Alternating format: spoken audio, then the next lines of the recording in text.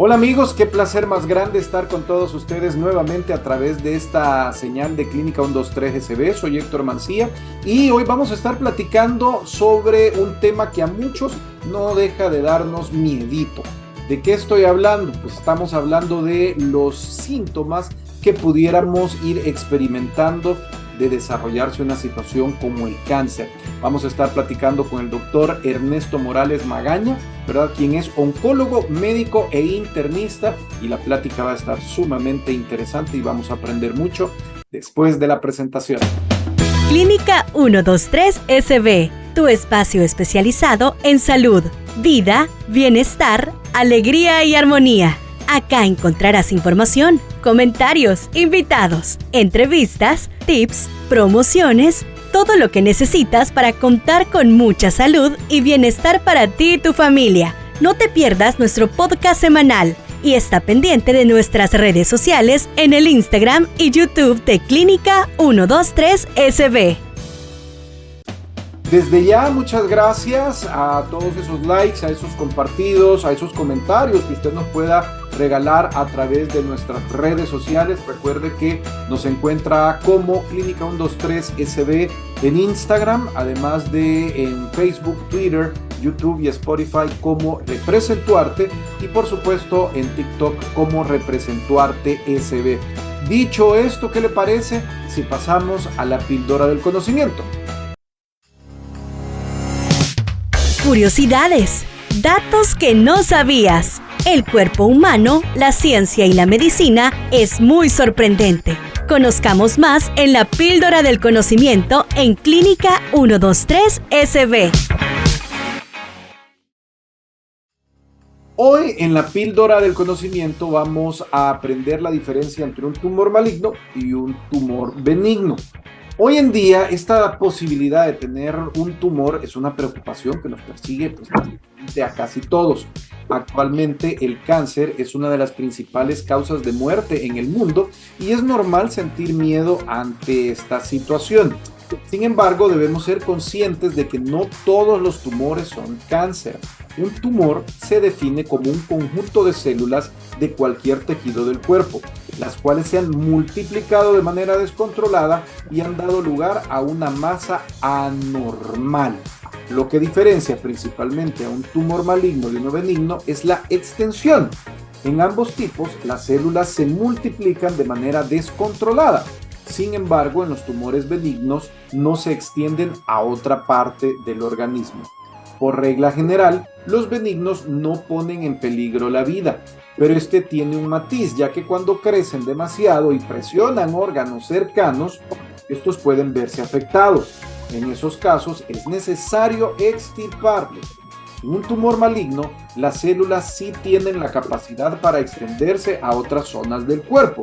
De hecho, también tienden a crecer en dichas zonas. Este fenómeno se llama metástasis. Hasta acá llegamos con la píldora del conocimiento de esta ocasión y hoy sí vamos a empezar la plática con el doctor Ernesto Morales Magaña, quien, como les decíamos, es oncólogo, médico internista y con quien vamos a estar platicando acerca de síntomas tempranos del cáncer. Bienvenidos a nuestra clínica. En estos momentos damos paso a la plática con nuestro profesional de salud invitado. Conoce más de su especialidad y temas importantes que nos interesan. Iniciamos la charla con nuestro invitado de hoy. Bienvenido, doctor. Muchas gracias. Gracias por estar con nosotros. Gracias por estar acá en Clínica 123 SB. Qué placer más grande que nos acompañe. Mucho gusto, Héctor. Para mí es un gusto que me invita a tu programa y para poder interactuar con tu público y para poder aportar un poquito de lo que puede ser muy útil para cada uno. Muchas gracias, doctor. ¿Qué le parece si empezamos platicando un poco? Definamos qué es cáncer. Empecemos por ahí. Yo sé que vamos a platicar un poquito acerca de los síntomas tempranos del cáncer, pero empecemos entonces definiendo la enfermedad misma en sí.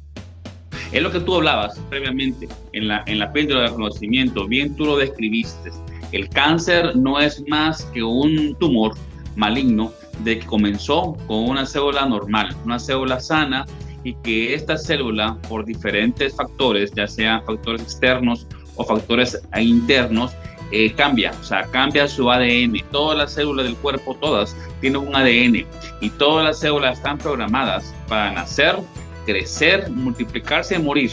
La diferencia en cáncer es que ese orden no sucede y la célula maligna entra en una fase de que no muere y que se multiplica y crece y se multiplica y crece. O sea, nunca entra en apoptosis, que es la programación natural de una célula que tiene que morir.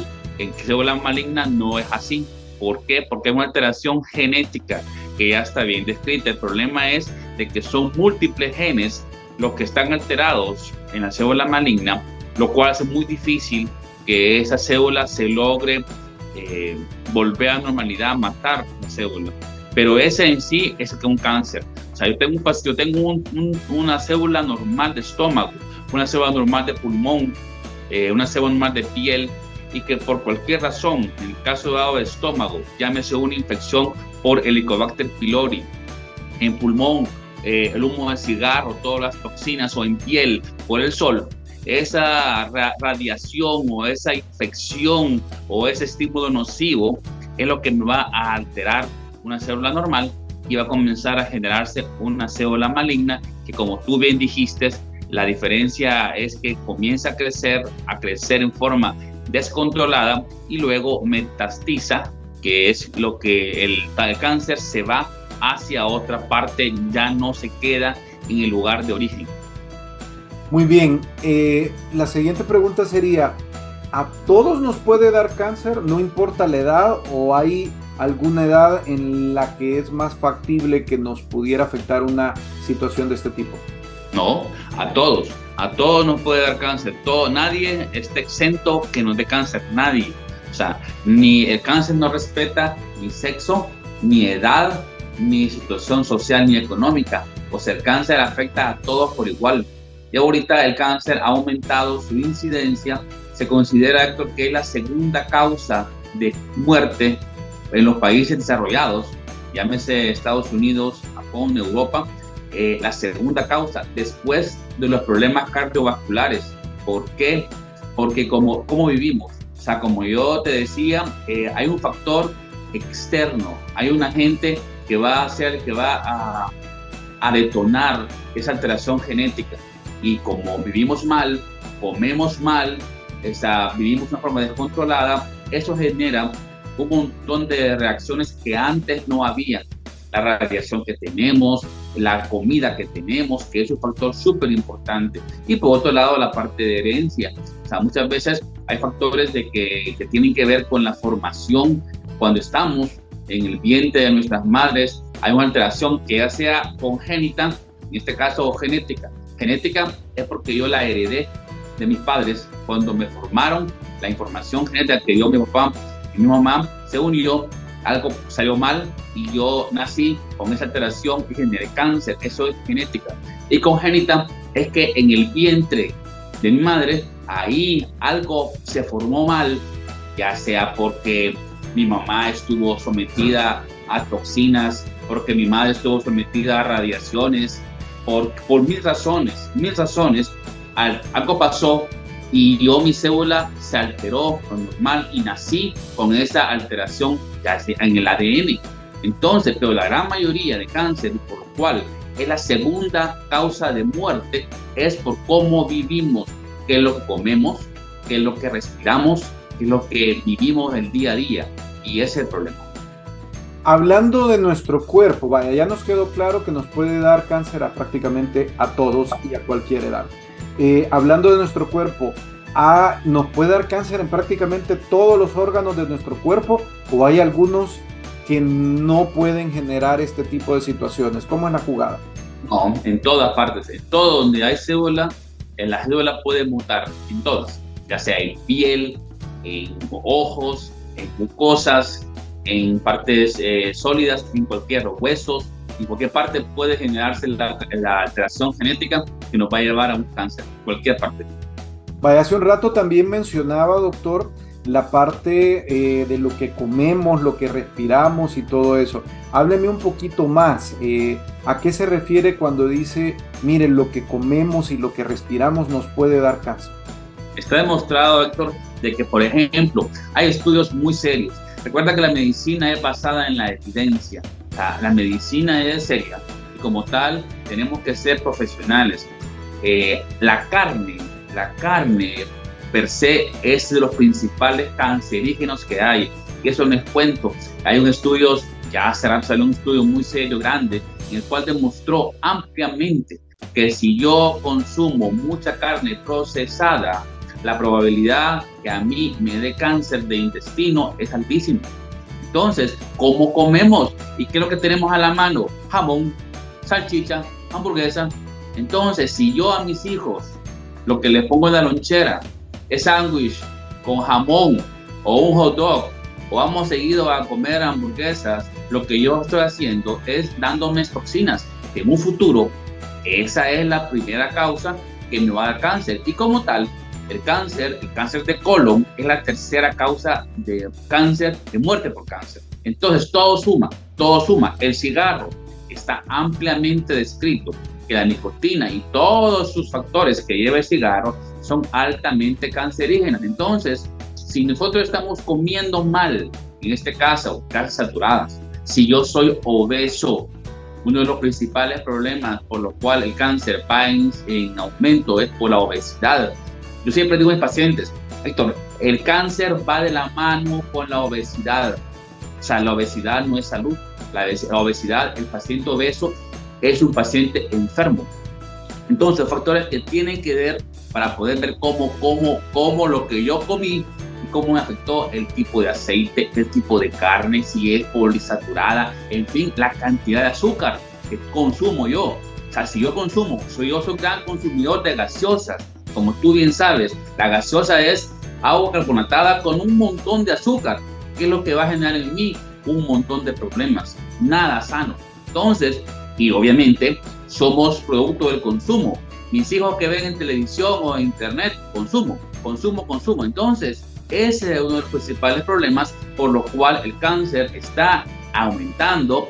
Y como tú bien dijiste, antes el cáncer se podía dar ciertas líneas de que no iba a afectar. Habían tumores de que no afectaban a gente más joven, habían tumores que no afectaban a gente más joven o mayores. Ahora no.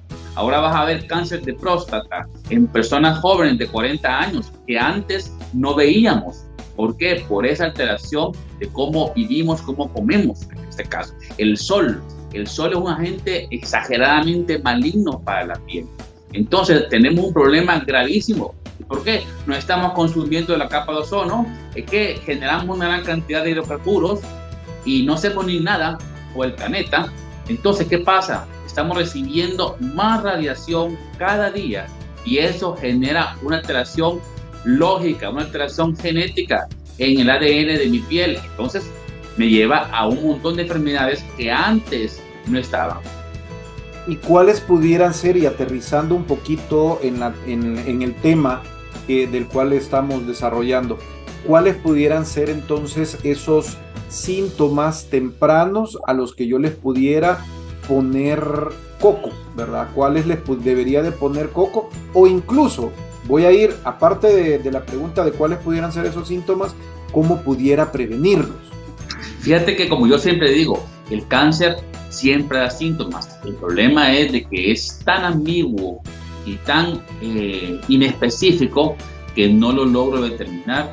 La parte de educación es fundamental. ¿A qué me refiero? En este mes, Héctor, celebramos el mes del hombre.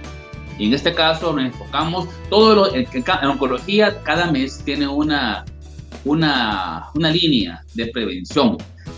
Lo más común y lo más comercial es mama, que todo el mundo sabe en octubre, el cáncer de mama, prevención de cáncer de mama, detección temprana, de acuerdo, pero cada mes tiene una idea. Junio celebramos el cáncer del hombre. En este caso, la prevención es para cáncer de próstata, que es lo más común, y todo tipo de cáncer que le pueda dar al hombre.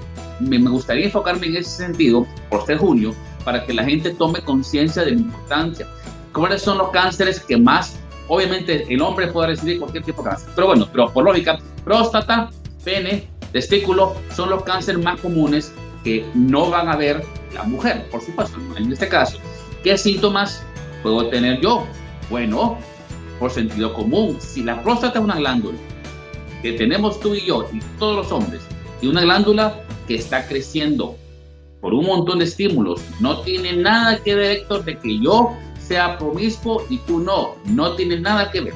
O sea, a mí la glándula me está creciendo día a día, y según la ciencia, todos los hombres, si vamos a vivir un tiempo determinado, todos vamos a tener hiperplasia prostática. ¿Qué es eso? La glándula nos creció y tapó el chorro de la orina. ¿Por qué? Porque la uretra pasa en medio de la próstata. Viene de la vejiga, pasa en medio de la próstata, la perfora y luego la uretra termina en el pene.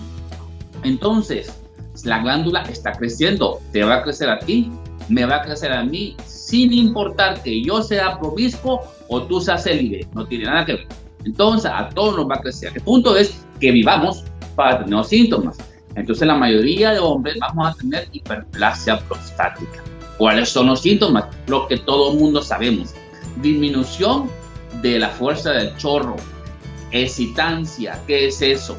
De que yo voy al baño, tengo el deseo de orinar, pero no sale el chorro. Me cuesta comenzar a que salga el chorro de orina. Eso se llama excitancia.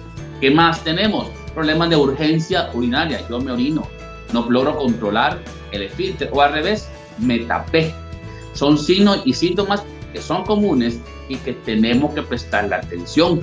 Entonces, el cáncer de próstata comienza ahí comienza el cáncer, ahí es nuestra responsabilidad consultar. Y como yo siempre digo al paciente, consulte, si su problema no se resolvió, pida una segunda opinión, siempre y cuando yo cumplí con todas las recomendaciones de mi médico y el problema no mejoró, algo pasa, algo sucede. Si yo fui al médico de la unidad de salud, al médico de familia, al internista o al cirujano general y el problema no se me resolvió, algo más puede haber.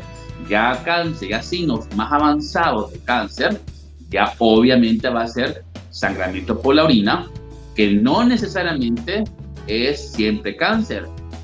Podemos sangrar por la orina por un montón de causas y son benignas, por problemas de cálculo, por infecciones, por problemas de prostatitis y cáncer. Entonces, sangre en la orina y no necesariamente que yo vea roja. No, hombre, en examen de orina, si yo tengo microhematuria, póngale coco, porque eso podría ser un signo de que algo está pasando y tiene que ver con la próstata. Luego, dolores lumbares. Ese paciente mayor, ese paciente no necesariamente anciano, Héctor.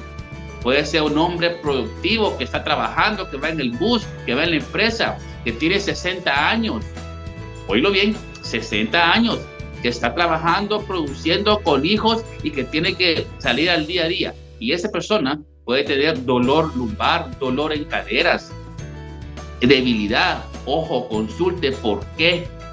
¿Por qué está pasando? Puede ser, es bien común que el cáncer debute con un problema de estreñimiento, que de repente a mí me cueste ir al baño a defecar. ¿Por qué? Porque el cáncer está ahí, no necesariamente haciendo un efecto de obstrucción, no, está en los huesos, ya se me diseminó, el cáncer creció, salió, no me dio síntomas urinarios, yo orino bien, yo voy a mi trabajo, yo orino bien, pero de repente tengo ese problema para ir al baño, o sea, que me cuesta defecar. Ojo, veamos qué pasa con la columna. El cáncer de próstata es la primer sitio de diseminación, va a ser a hueso. Entonces, pueden haber lesiones óseas que sean la causa de que yo tenga problemas para defecar, estreñimiento, flatulencia, me pongo panzón, me pongo distendido y no tiene una explicación. Entonces, sí tiene síntomas. ¿Qué pasa con la acuciosidad? Yo voy con mi médico me examina, me manda los estudios, yo hago caso a mi médico y no mejoro, algo está pasando. Entonces, esos son los síntomas que sí te va a dar cáncer en piel, en pene. Es bien común y es un problema obviamente cultural. No cualquiera tiene el valor, yo tengo una lesión en pene, no cualquiera tiene el valor de ir donde el médico y mire, tengo un problema. Todo el mundo va a decir, sos promiscuo, hacer cualquier cuenta que te acostaste. Entonces, esos factores culturales nos hacen que no rompamos esa barrera. Pero el problema ya está, y es bien común, ¿no te imaginas? Que viene el paciente con cáncer de pene ya avanzado. ¿Por qué? Porque no tuvimos el valor de consultar en su momento. Porque van a decir, si vos sos chupo, vos sos promiscuo, y no es así muchas veces.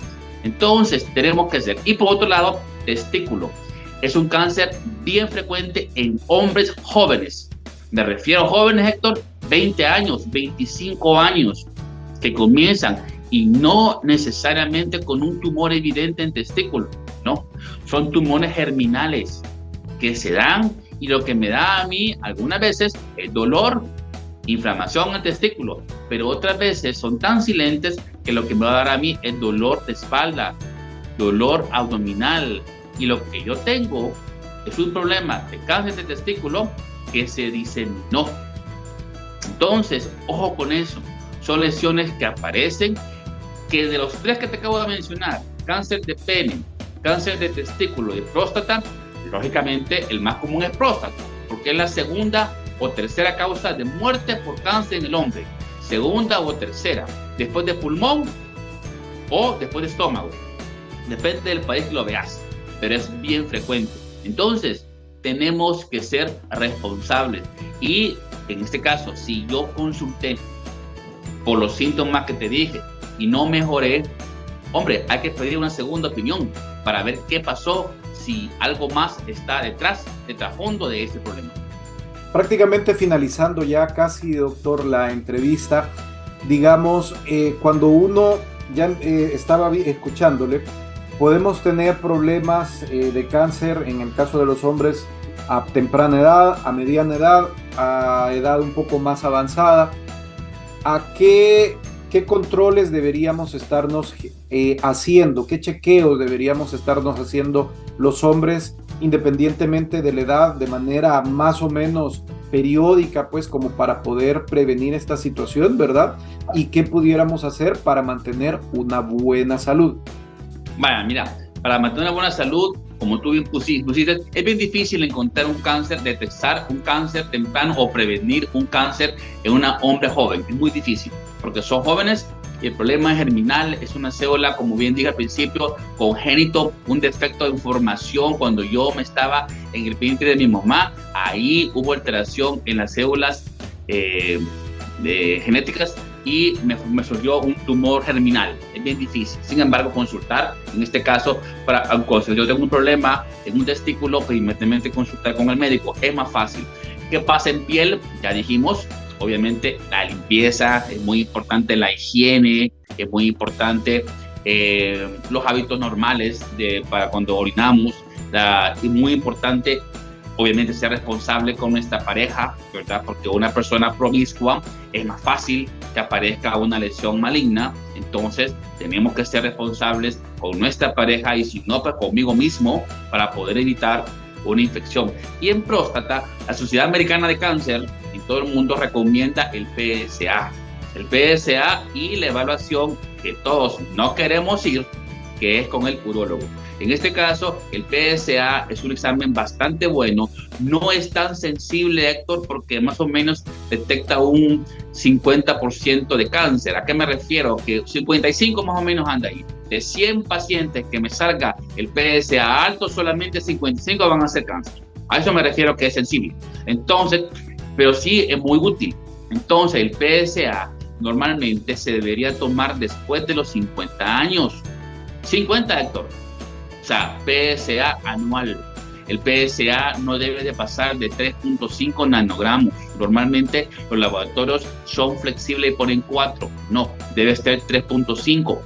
Tampoco quiere decir, y no quiero que tu gente, tu público que está ahorita oyendo, si me tomo el PSA y me salió 4.5, tengo cáncer. No.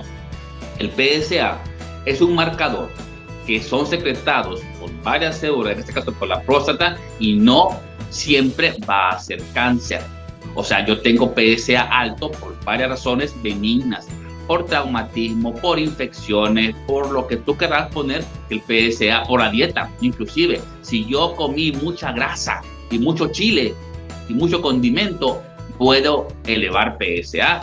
Claro, esa elevación no va a ser de 10 ni de 12, pero entonces me va a elevar. Entonces, el PSA en toda persona, hombre, debe ser tomado después de los 50 años, anualmente.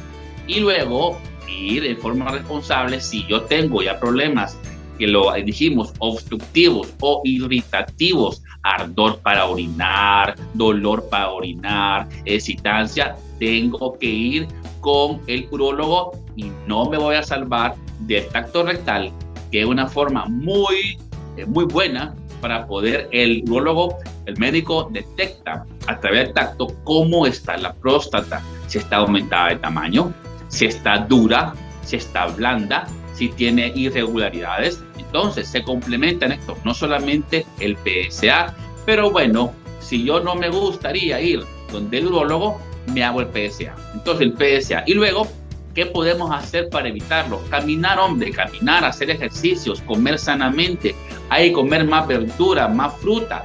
Se ha visto un impacto importante en aquella persona. Yo soy bastante flexible. Después de los 50 años, quitémonos las grasas, la grasa saturada. O sea, ya comimos muchas hamburguesas. Después de los 50 años, comamos más vegetales, más fruta, más ensaladas, menos carne, en este caso. Sí, cereales, frijoles, arroz, porque es lo que tenemos los salvadoreños.